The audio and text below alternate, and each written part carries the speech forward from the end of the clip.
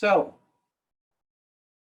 hello, I'm Ken Jacobs, the chair of the UC Berkeley Labor Center, and I want to welcome everybody to this webinar on COVID-19 and the effects on the California economy.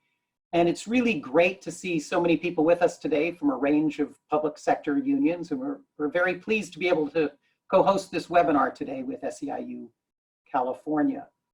Our goal on this webinar is to provide labor and community leaders an opportunity to deepen all of our understanding about the potential fiscal impacts of COVID-19 and the implications for local and state workforce going into the 2020-2021 fiscal year, to learn what lessons we can from the Great Recession, both what happened economically and from the policy responses, and to begin a discussion on policy options for mitigating the impacts on state and local government.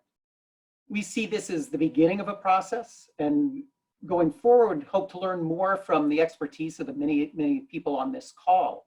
And in the coming weeks, we'll be putting out a primer on the issues covered on this webinar, which we'll distribute to people who signed up today.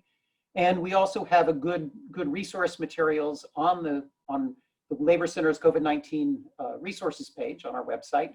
And I'll send that link out over chat later.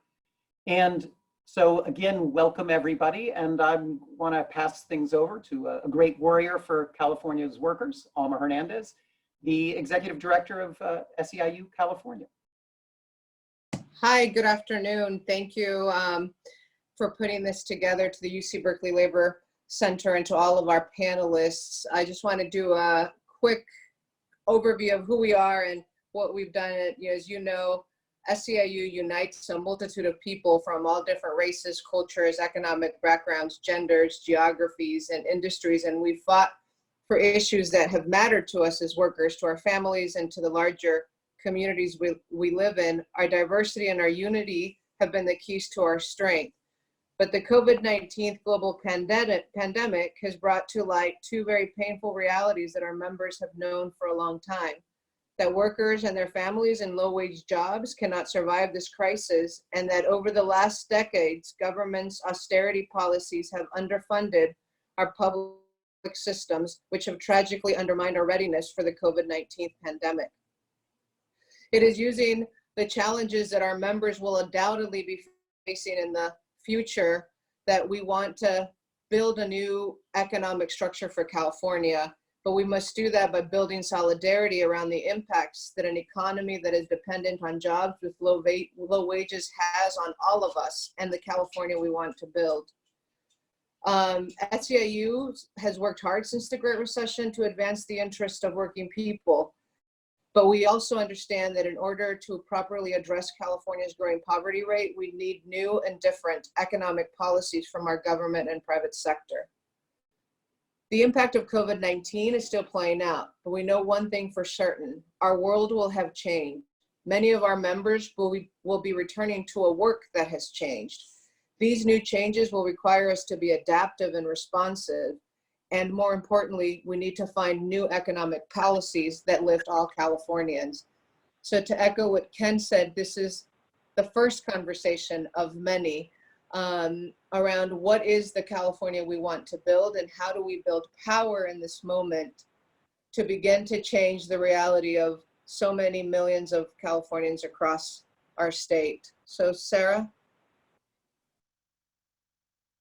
Great, thank you, Alma. So my name is Sara Hinkley. I'm a policy research specialist at the Labor Center.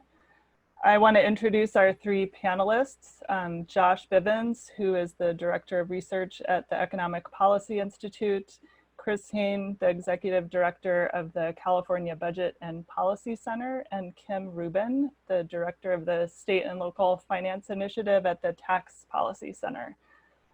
So we're going to jump right into it. I'm going to start with Josh.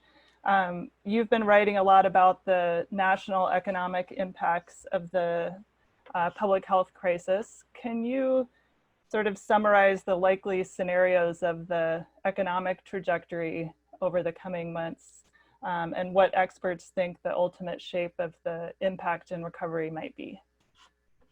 Yeah, I can give it a try. And thank you so much for having me on this call. I mean, I will say it's always, economic forecasting is never a super exact science, and this is much higher uncertainty trying to figure out what the future is going to look like than any recession I've gone into, at least in my career or probably lifetime.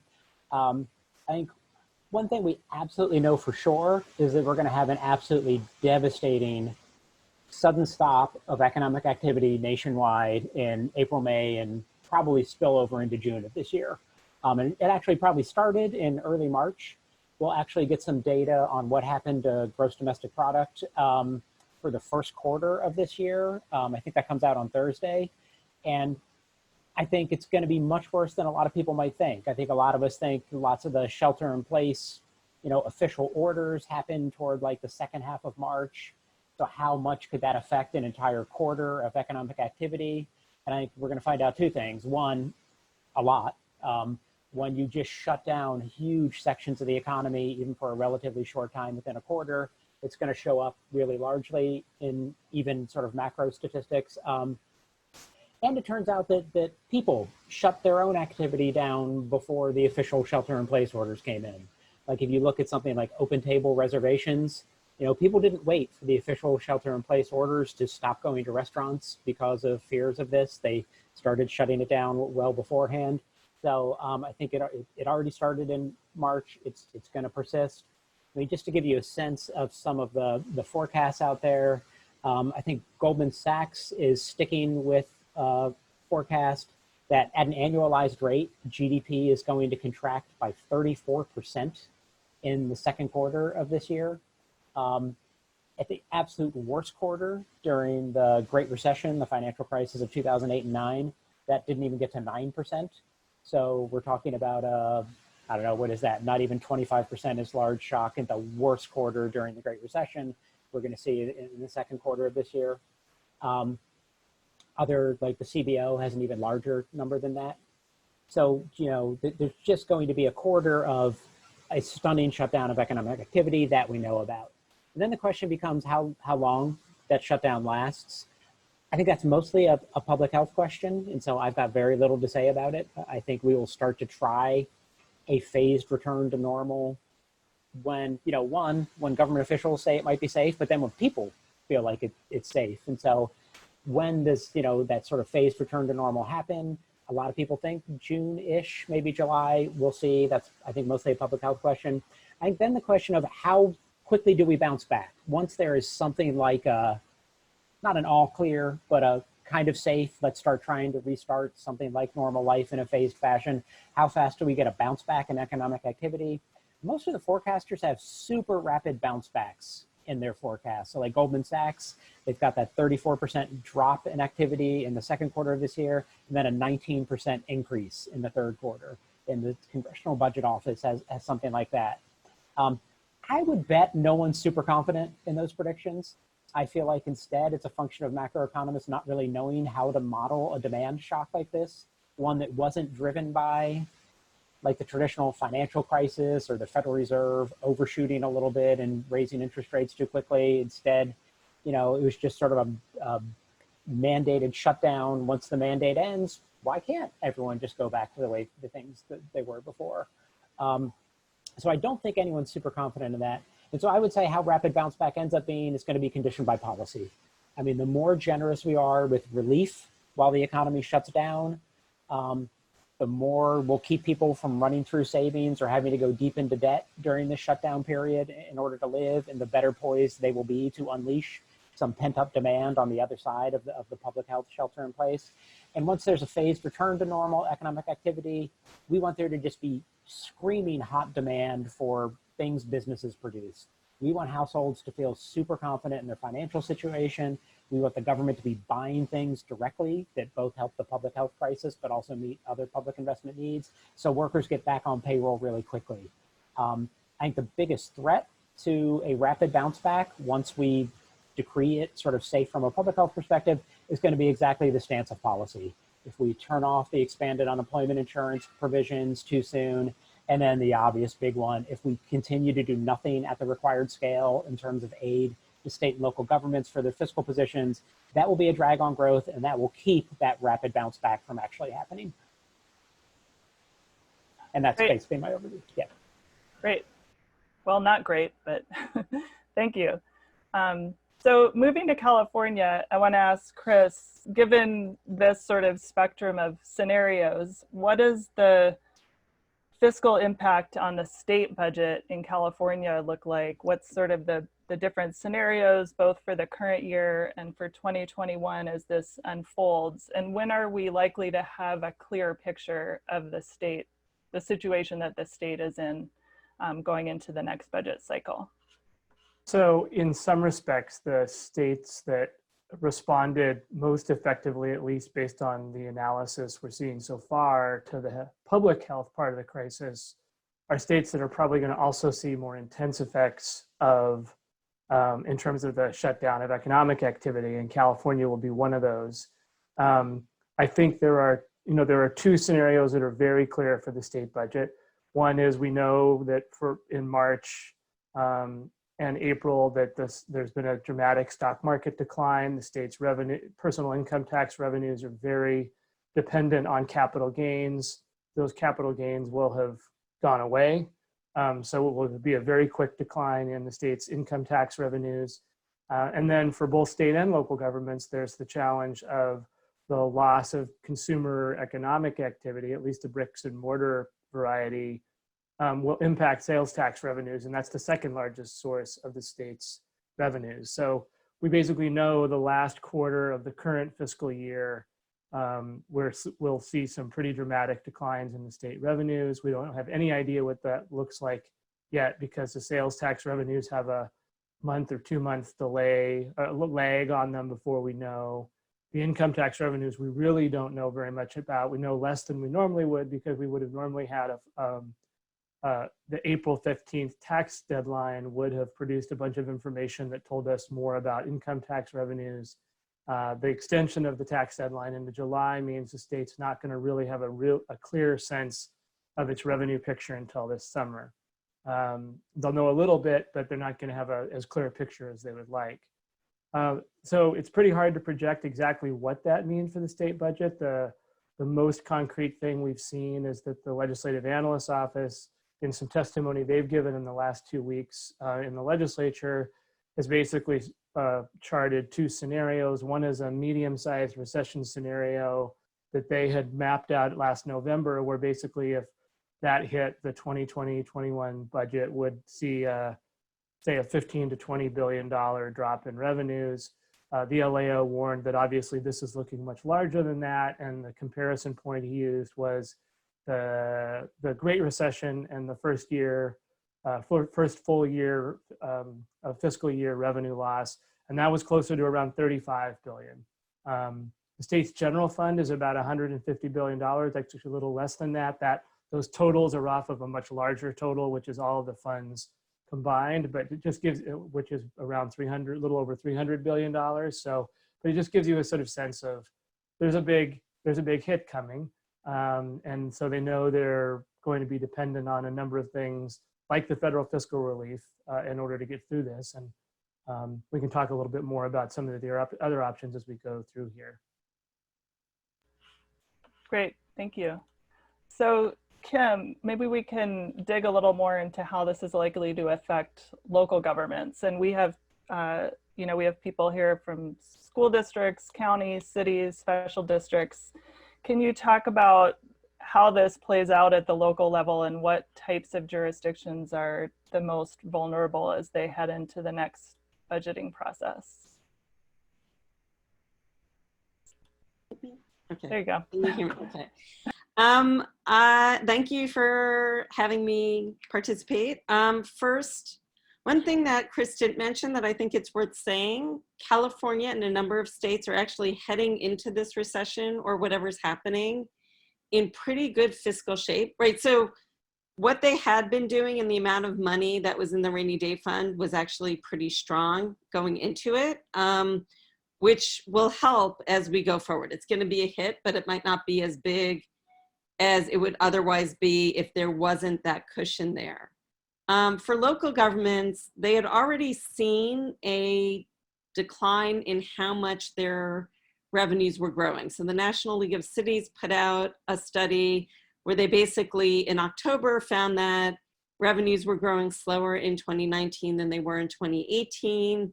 And like 90% of them are assuming that their revenues are going to be lower and their spending is going to be higher. So they're not envisioning this being very good. And in general, problems tend to shift down, and local governments have the least ability to raise money or respond to it, and are really dependent on states and the federal government.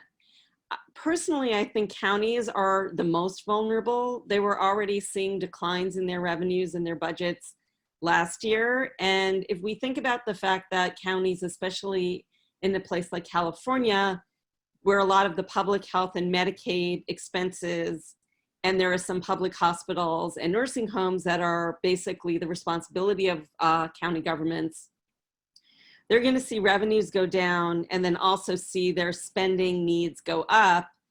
And that spending we want them to do because, you know, getting back to some of what Josh was saying, the thing that's going to be most pernicious is if we actually scrimp on the public health response, right? If we get that wrong and more people end up getting sick, or we end up having a double dip on the health side, it's going to make all the revenue sides and all the things that state and local governments are dealing with that much harder. I feel like school districts are probably in the most secure position right now, although they were expected to get a lot of money from the state when the budget, you know, when the governor in California first put out his budget back in January, which feels like 1,000 years ago.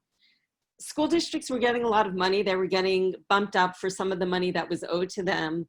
And some of that's going to disappear. But in general, I feel like the level of government that probably is going to be the most vulnerable is going to be counties, in my mind. Great, thank you. So Chris, maybe you can talk a little bit more about the possibilities that the reserve fund gives California in terms of being able to mitigate some of the worst effects here and how it might be used. Yeah, absolutely. The state right now has about $18 billion set aside in a set of rainy day funds. The largest and most important of those is it has about $16.5 billion. Yeah, it's called the Budget Stabilization Account. It's a new version of the state's primary rainy day fund that was created by voters in 2014 when they approved Proposition 2. And that it's cooked into the state's constitution at this point, and it has some specific rules about how it's triggered to be used and how it can, and then once it's triggered, how you can use the money. So basically, there are only two ways you can actually trigger the rainy day fund, the use of the budget stabilization account. The first is some kind of natural disaster emergency, and this wouldn't qualify under state law. The second is basically a measure of an economic downturn that I won't go into the details about, but we will clearly hit based on the likely revenue projections. And so they will be able most likely to trigger the use of that budget stabilization account for the 2020-21 budget. The other constitutional rule that matters there is that once it's triggered, there's a rule that says the state can only use 50% of the available funds in the first year of the triggering of that rainy day fund, and thereafter they can use the rest of the funds as they see fit in future years. So not all of those funds will be on the table. There are other smaller set of reserves, one for safety net services, another that's kind of just a special state fund that they use to provide a buffer from one fiscal year to the next. Those are completely discretionary, and so those will be at on the table for them to use. I think one of the things people should expect, though, is, and the LAO has already signaled this, there will probably be some resistance among state leaders to employing all of those reserves right away in 2020, 2021. They will be worried that this economic downturn will last longer. The public health part of it might not be solved correctly, as Kim said. They may be looking at a fiscal year 2021-22 where they have another significant year of shortfalls. And so I think you'll see some jockeying at the state level about just how much to put on the table in terms of reserves. And that's going to play into some of the other ways that the state might have at its disposal to balance its budget. We can come back to those, but I don't think it will solely be about reserves. but there will clearly be a buffer provided by those reserves that certainly wasn't there during the Great Recession. And as Kim said, so the state's definitely in a better place today than we were back in 2007, 2008. Thanks. And Kim, can you talk a little bit about what role, if any, reserves at the local level can play in helping some jurisdictions adapt either to cash flow problems or to fiscal shortfalls as they enter into the next cycle? Right. So some local and county governments have some reserves. They're less than they were, I think, the year before. And they can play the same buffer role, but they're much smaller than what we're expecting. I think, quite frankly, what's going to impact whether local governments need to cut services and how much they need to cut services. And that same National League of Cities survey of what they're expecting from the COVID, a majority of cities, and this is through the country, not just California, are expecting that they're going to have layoffs and furloughs. How much that happens in California and how much it happens in other states, quite frankly, is going to depend on the actions of other levels of government.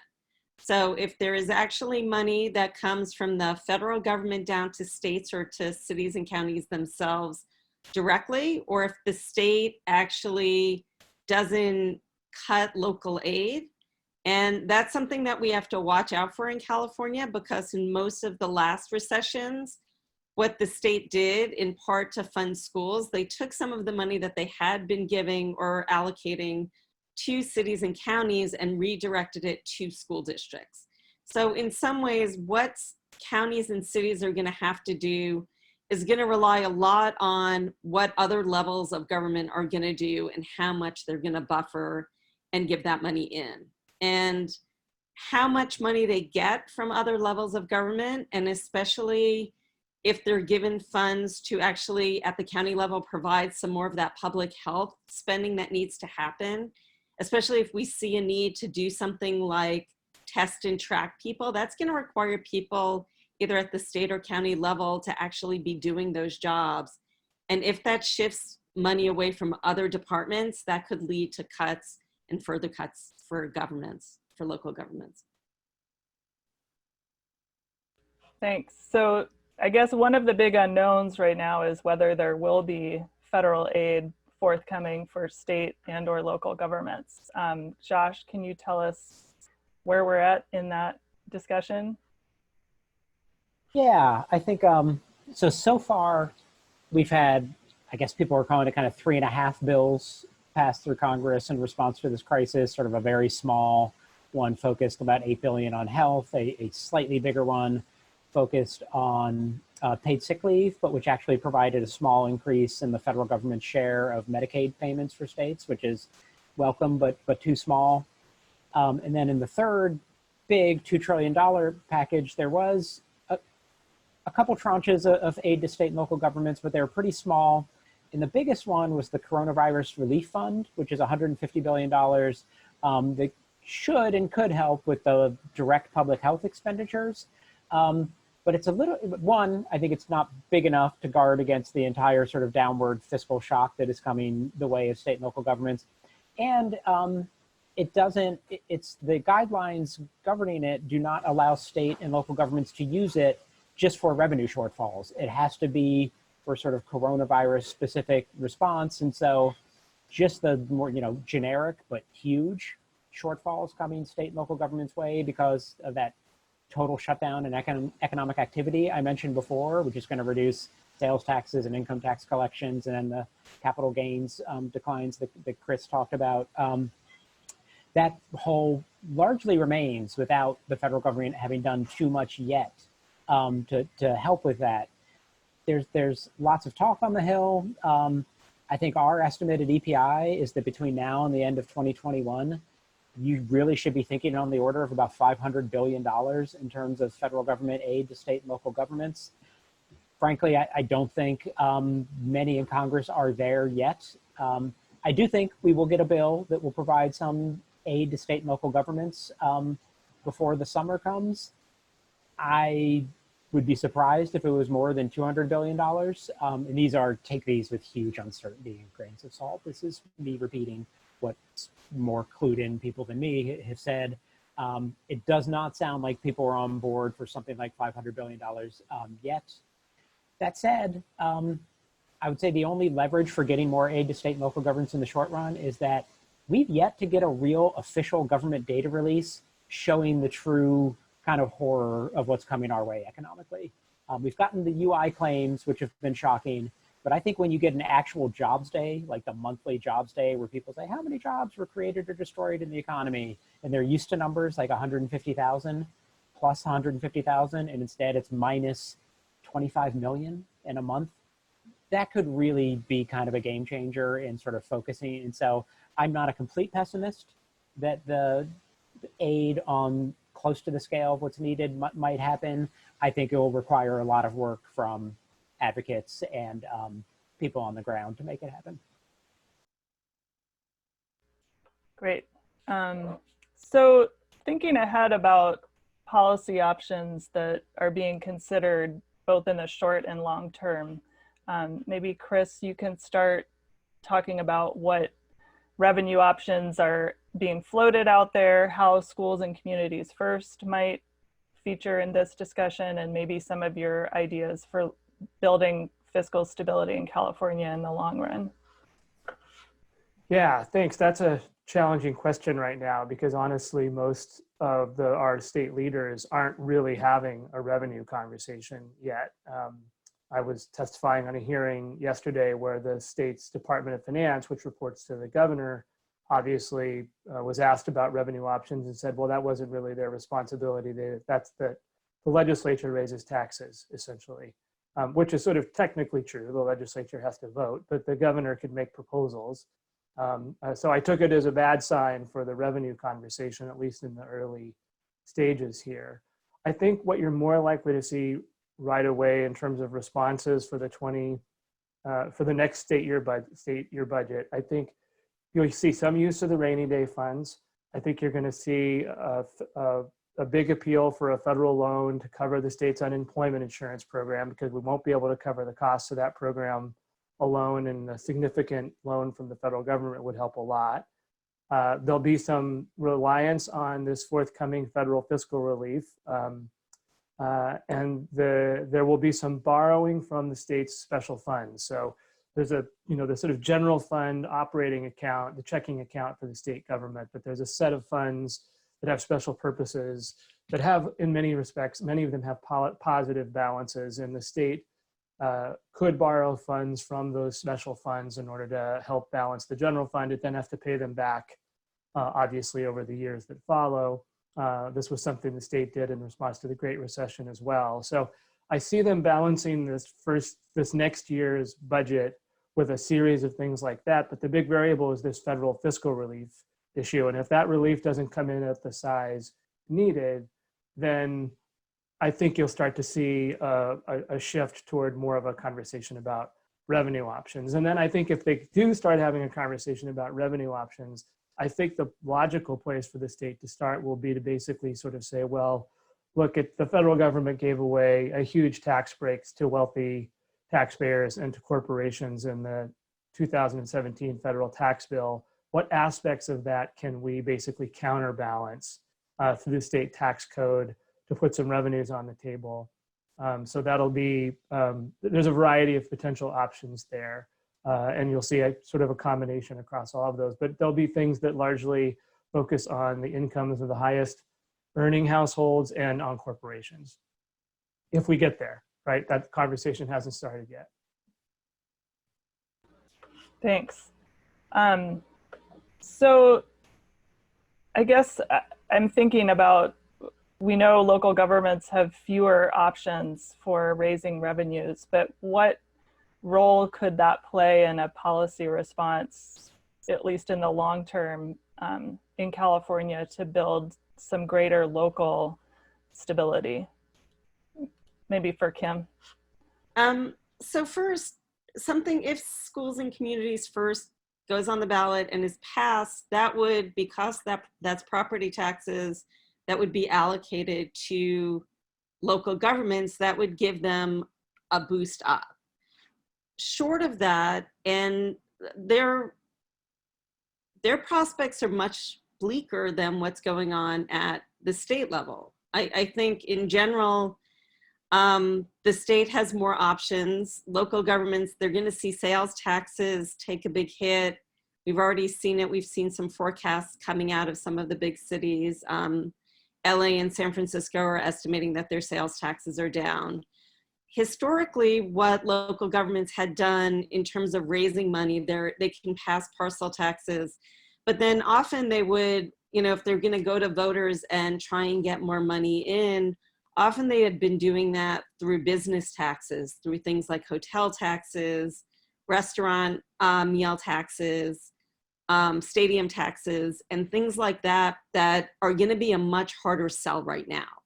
We're not going to get much money in from some of those specific sales taxes. You could imagine trying to go back and undoing something like the soda tax limit, or, you know, pot taxes or something. But there aren't a lot of options that I see local governments being able to do. They could try and do something like a wealth tax, or something like what was done in some of the other Western cities like Seattle or Portland, to try and do something about equalizing pay between different workers.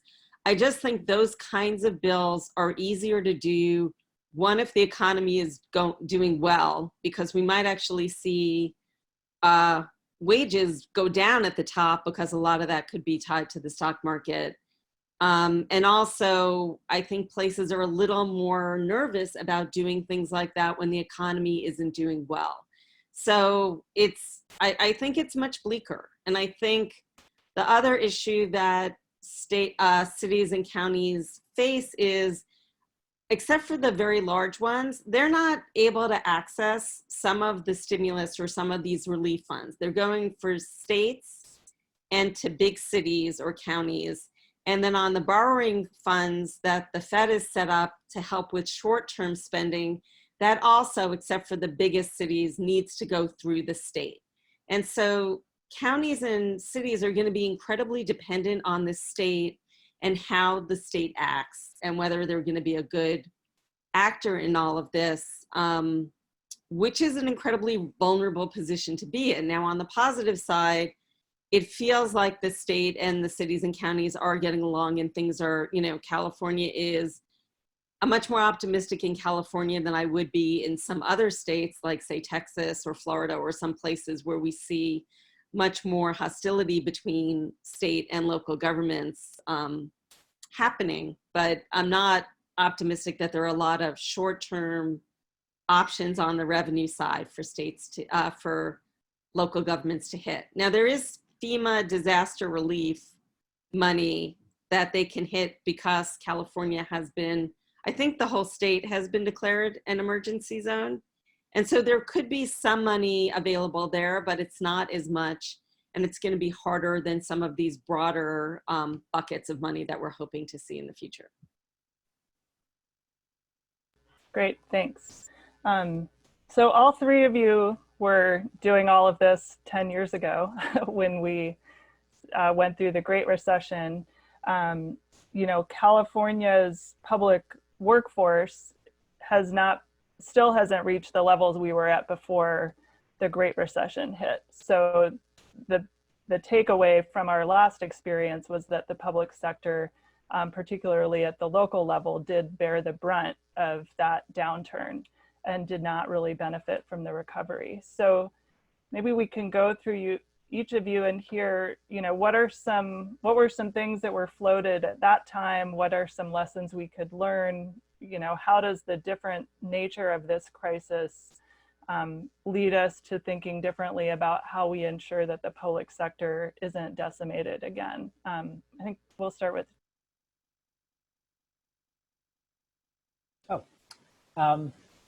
Yeah, I'd say a couple things. So yeah, I think one key lesson we should learn from the recovery from the Great Recession of 2008 and 2009 is exactly the importance of giving aid to state and local governments. Public spending generally across the board, if you look over the course of that recovery, it was slower than any other recovery on record since World War II. We had a brief period of really expansionary fiscal policy in 2009 when we passed the Recovery and Reinvestment Act. And then once that spending ran out about at the end of 2010 and early 2011, it was just all kind of a downhill slide into an extremely austere recovery, both at the federal, but also particularly at the state and local level. And so I think that should be what we should try to avoid. I think that is now well recognized by at least lots of economists that that was a huge drag on growth. And so the desire, I think you've got more sort of unanimity among kind of center-left economists that that should absolutely be avoided. I don't know that we've gotten buy-in with all of the relevant policymakers, but at least we're starting from a different place. I would say the one thing, looking at the data on this recently for before the crisis hit, I was actually looking at some trends in state and local spending. You know, as important as the federal response and not helping them was, there was also later in the recovery a lot of discretion that states had. Like it mattered a lot whether or not your state got taken over by Republicans in 2010 in terms of the trajectory going forward. And so I don't think the same political dynamics are in play that are going to see a big Republican takeover of state houses in 2020. And so given that that was associated with much more state austerity in that year going forward, I think that's potentially hopeful. But so on the one hand, I think it's utterly crucial that the federal government do better this time. On the other hand, I think we do need to remember that there is some autonomy and agency that state and local governments have, that they can't totally shield their states, but they can do better or worse. And so I hope they do better. And as the recovery, you know, if the recovery does start to take hold and there is some prospect for states raising revenue rather than cutting spending, they absolutely should try to do that. Great, thanks. Chris? Yeah, so yeah, I would second a couple of things that Josh said there. First, we learned a lot about the state and local drag on the economy and how long that drag took hold because the Great Recession lasted so long. And so the loss of spending at the state and local level, the loss of hiring at state and local level, that took a long time to play out and it was a long drag. That downturn had a long tail partially because of that. We learned we should have a rainy day fund, so we come in a lot better this time around than we were last. That's a good thing, but it won't be enough. I think the thing that I find challenging this time around is that we know that there's going to need to be the state and local aid from the federal government. I think what's different this time around is it's going to have to be structured differently. Which is what worked during the Great Recession and we just didn't do enough of was we put most of that aid through infrastructure channels, through transportation and transit projects and the like. And that might not be targeted well enough for this downturn. This downturn is so intensely focused on retail businesses, workers who are employed by those businesses, that infrastructure projects, construction projects, there may be some, you know, decline in activity in those places. And yes, it would probably help with local government employment to a degree. And so maybe there's a share of state and local fiscal relief that could be in that space, but there's going to have to be kind of generalized fiscal relief for state and local governments for them to be able to use it more effectively this time. All these specific projects won't do the job as quickly or as targeted as is going to be needed for this recession. And the last thing I would just say is that that issue of sort of what's so different about this means that I think state governments are going to have to be really creative in ways that they might really get critiqued for by the kind of fiscal guru types in the world, because in many respects, what's demanded of them right now is to basically do things they're not allowed to do, which is try to be counter-cyclical, have a stimulative effect by responding to the emergency crises, which is going to challenge their ability to balance their budgets. And it may mean that they're sort of pushing the envelope and pushing the rules of what they're technically allowed to do, but there may be really good economic reasons why injecting as much state money into the systems as they can now would be really good for how we come out of this thing down the road.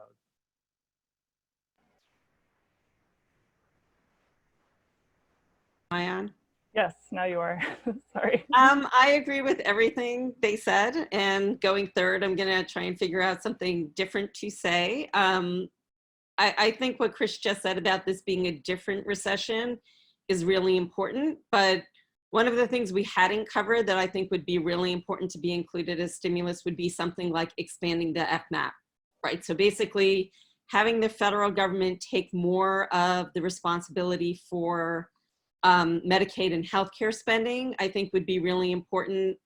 I also have argued before, and I think it would actually be huge and incredibly helpful if instead of giving interest-free loans, a lot of the unemployment insurance that states are going to actually be on the hook for is just paid for by the federal government, recognizing that this isn't just people losing their jobs because of a demand shock. The fact that we actually are telling people not to go to work, and we have an order of magnitude more claims right now than what you would normally find is huge. And the fact that that's going to be a huge debt that in theory states will have to pay back seems like something that would be a relatively straightforward way for the federal government to just say, okay, that's not on your long-term books.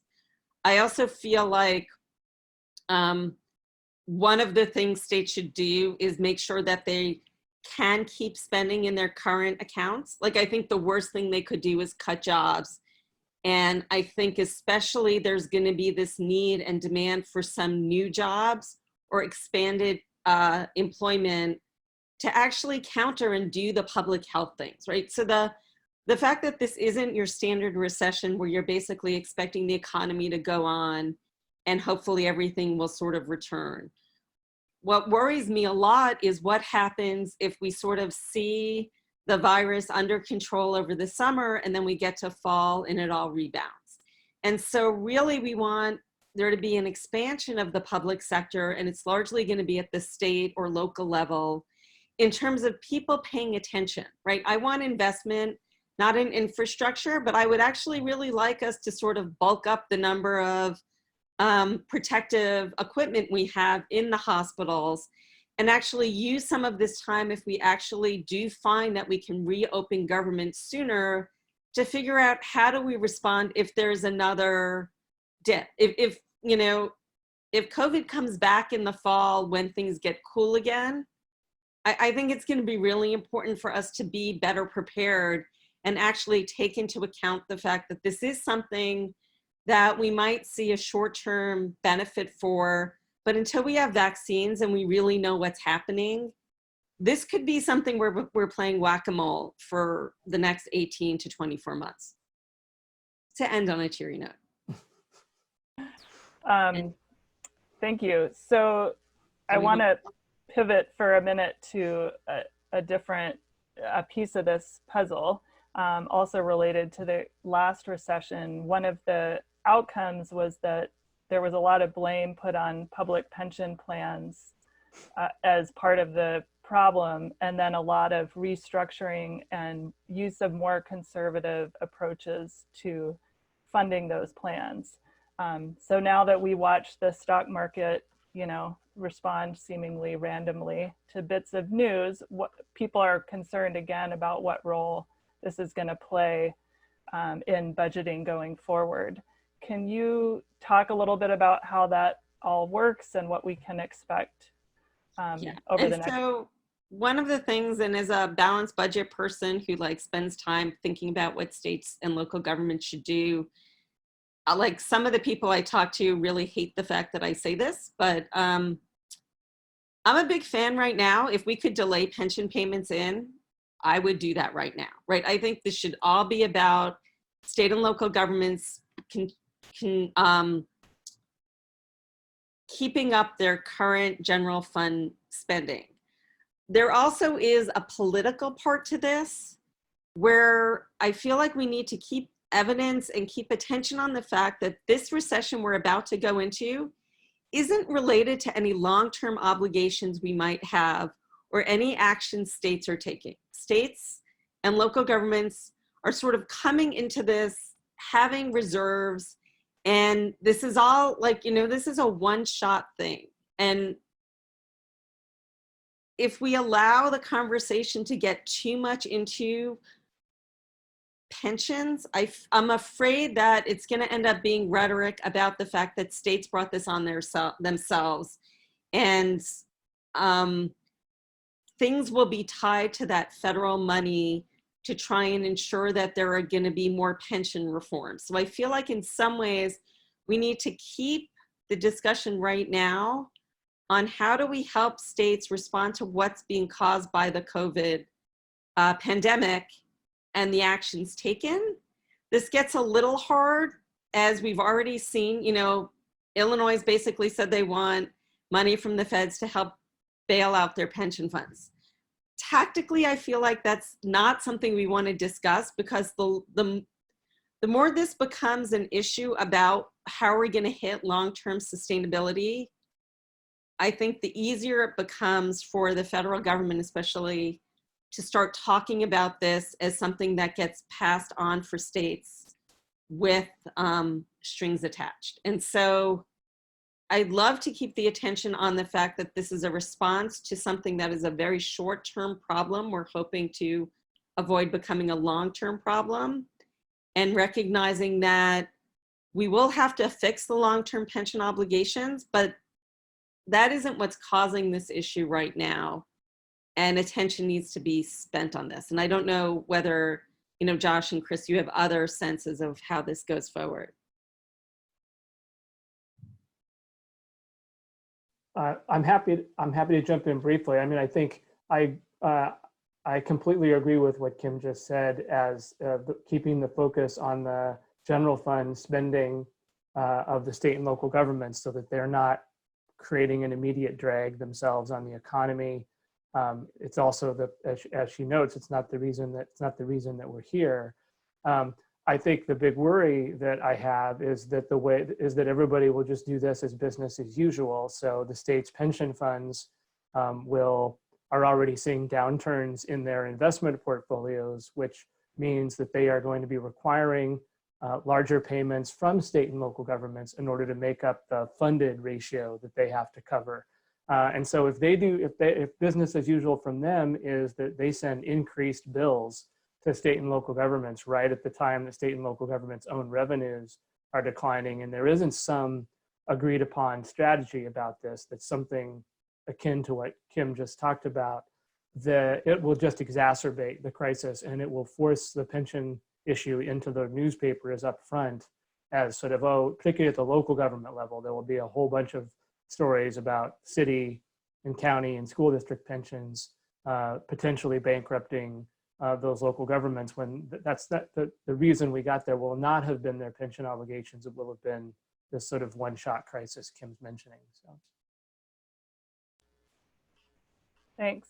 I don't know if Josh, you wanted to add to that. Okay. Oops, sorry, my capacity to mute and unmute is not as fast as I would hope. So I just want to ask a last question, kind of following on that vein, which is, we have a lot of cities, Kim gave the example of the state of Illinois as well, but we have cities here in California that are already presenting really dire scenarios and saying, you know, we need to start layoffs immediately, or even issuing layoff notices. And I think a lot of the people attending this are living that reality right now. So if we want to avoid the conversation from being dragged back into where we spent a lot of the last recession, maybe you can each sort of frame for us, you know, what is the conversation you wish we were having at the federal, state, and local level about how we use the public sector and fiscal policy to move us toward recovery rather than pulling us down a bad path. So maybe I'll start with Josh, since we ended with Chris. Sure. I would say a couple of things. One, you know, to harp on a theme, learning the lessons from the last recovery, where state and local government were a drag on recovery because federal aid was too small, is something we want to avoid. And then to pick up something that Kim mentioned, And actually I saw in the chat, someone had a question about, recovery is not going to be even across all sectors. There's going to be some sectors going forward. They might even be permanently smaller, or at least smaller for a long time. And like really obvious ones, like I don't see 20,000 people going to a sports arena again for a while. I mean, that's going to be one of the last things to come back. It might be restaurants take a long time to come back. It might be restaurants need a more labor-intensive way of doing business, maybe a couple people at the door who check temperatures as people come in for at least the first few months of recovery. And so then the question becomes, well, you can name the sectors that are going to be smaller. Which ones do we want to be bigger to soak up the extra people? And as Kim said, there are lots of public health needs that require a bigger public sector workforce going forward. And so I wish the conversation, I wish it could even get to let's not repeat the mistakes of the last, and then move one step beyond and say, instead of just maintaining the public sector we had going into this crisis, it has shown us we need a bigger one. We need sort of lots of people doing labor-intensive, on-the-ground public health work. And I'll just end with one thing. I mean, it's obvious that we need it for the next 3 to 4 months as we try to navigate through the coronavirus.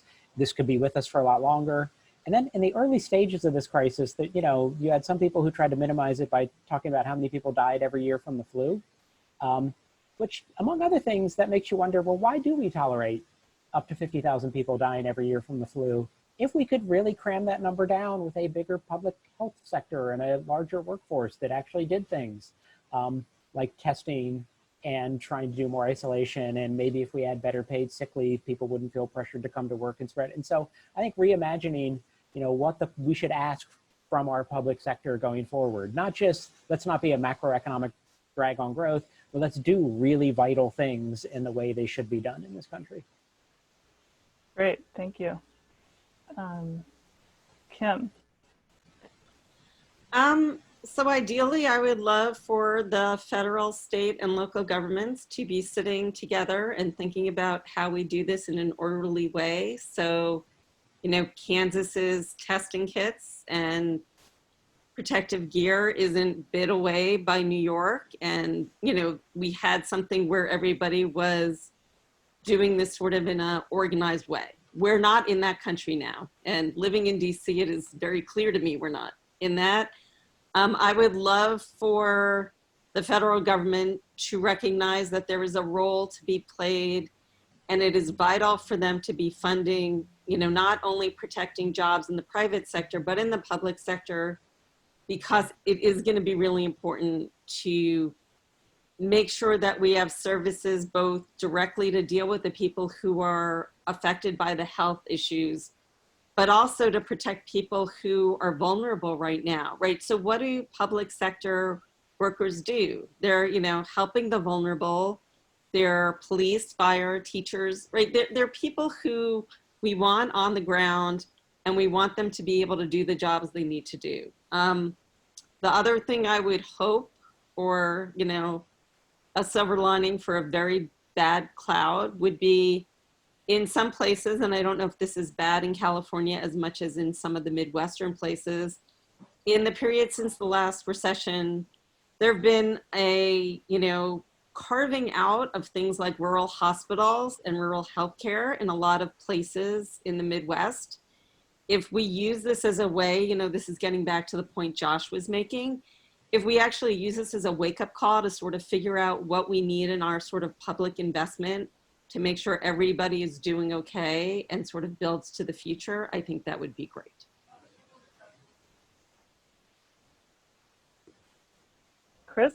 Yeah, and I think I would say that because we don't live in that country that Kim just described, it means that the state government is going to have to play a role that is different than just balancing a difficult budget.